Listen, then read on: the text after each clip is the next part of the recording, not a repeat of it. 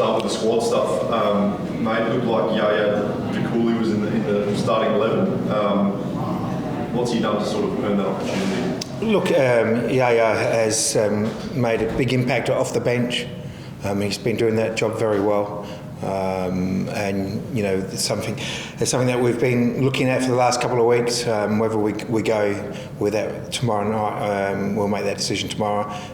So it's between him and Ben in that position, and you know, they're both working hard. And you know, Ben didn't have a good game last week, but it was his first game back from that small injury. So look, we're in a fortunate position that we've got players that can play in that position. Does he become a bit of a victim of his own success off the bench because he is so good off the bench? You think, oh well, we keep wanting to have that impact. Yeah, that's something that you always, as a coach, the substitutes that you have, you want them to be able to have an impact in games, and sometimes you hold some players back so that you can get that impact if you need it. And you know, Yaya's done that exceptionally well for us this year. And it's just a matter of weighing that up. Is it keeping him as an impact player or starting him? James Delianov, I presume, is back in the squad. And what about Jordan Elsie? He was out there training. Is he good to go? Yeah, Jordan's good to go. Like I said last week, he played with our youth team last week. Had 70 minutes, so that gave him the go-ahead to be in full now and available to play with the first team. So look, he will be part of the squad tomorrow, and we'll see how it goes from there. Lani was part of the squad last week. We didn't see him. We might see him again tomorrow, who knows. But without pumping him up too much, he's a different player, but he does have some qualities that are similar to Nesta. In particular, his shooting looks incredible.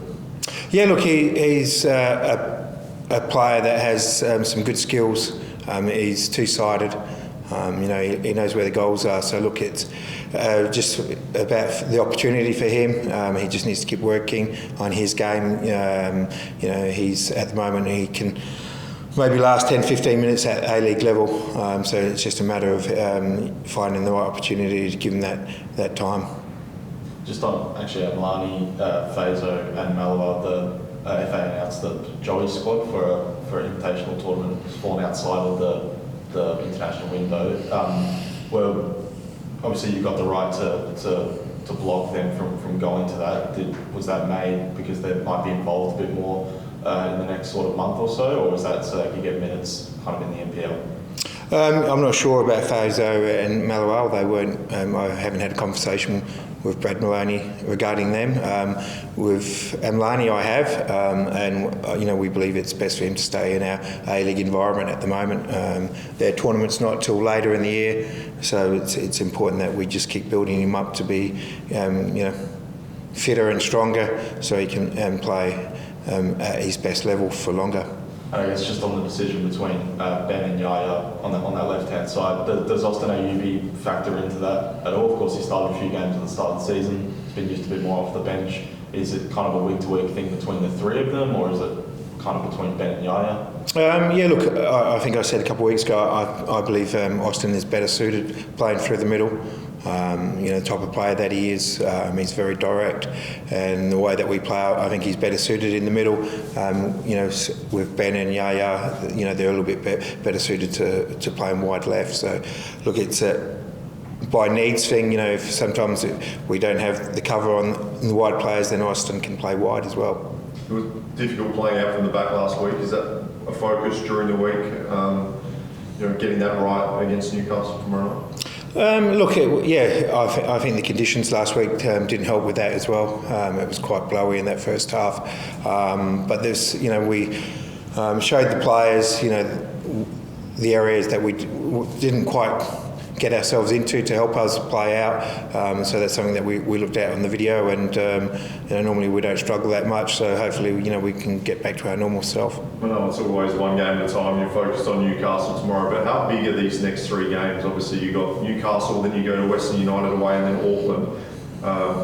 There's first and third at the moment. Could you really set up your season with the next 3 weeks? Yeah, look, it's, as you said, it's we got. I think we've got 12 games left. and after that we have Sydney at home. So look, it's a tough run, this last 12 games, and as you said, we'll take one game at a time. At the moment, we're fortunate enough to be in a good position, and we've worked hard to get ourselves in that position. But it's difficult now. It's a lot harder to stay at the top than get to the top. So look, we're just going to keep pushing hard and working hard and focus on ourselves and against the opposition that we play each week. You mentioned Jordan's good to go. So we could see him start, or is that you just want to keep the chemistry, I guess, with Issa, Bart and Ryan in that sort of back three? Yeah, look, we don't like to change the back four too much. It's important, we've done that in previous years, and it just leads to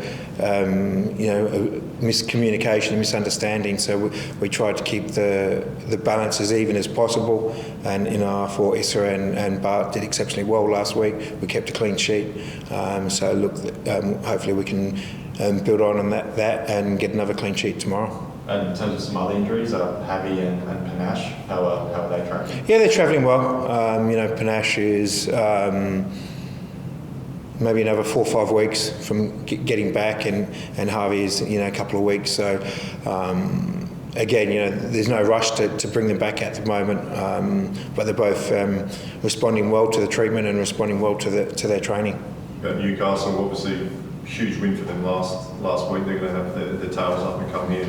Pretty confident they can cause an upset. Yeah, look, they're a good footballing side. They're a side that tries to play football. They've got a young side as well, so it's important that we put our pressure is right, and if we get our pressure right, we can go a long way to getting the 3 points. And what about Archie up against his old side, his hometown club? Is that a motivation, or something maybe could be a distraction? No, look, I think maybe the first time we played them away, at Newcastle, was a little bit of a distraction for him. He missed a couple of good opportunities against them, but he's come a long way since then. His body's a lot stronger and a lot fitter, and he knows what he needs to do, and he's improving every week. His movement last week was quite good for the goal. So look, we've worked on a few things with him this week, and hopefully that we get success with that, and he gets a couple of goals. And just last one on the boys' way with the young Socceroos. They had a great win. First up, they're playing again, of course, tomorrow. Lucas scored twice, and actually all 4 of the boys started. I guess 6 boys started. Including the Tourés. Touré and Hawley as well. They're both True. Adelaide boys as well. And Moose obviously scored twice as well. So I guess just a comment about that. Yeah, I thought it was an excellent start for them. Tournament football for the 20s. The main game is they have to get through and win the quarter-final to qualify for the World Cup. But I thought they all played very well, and hopefully they can get the result again on Saturday night. Just on the back of that, with the 6 of them out there, you must feel a lot of pride when you see that.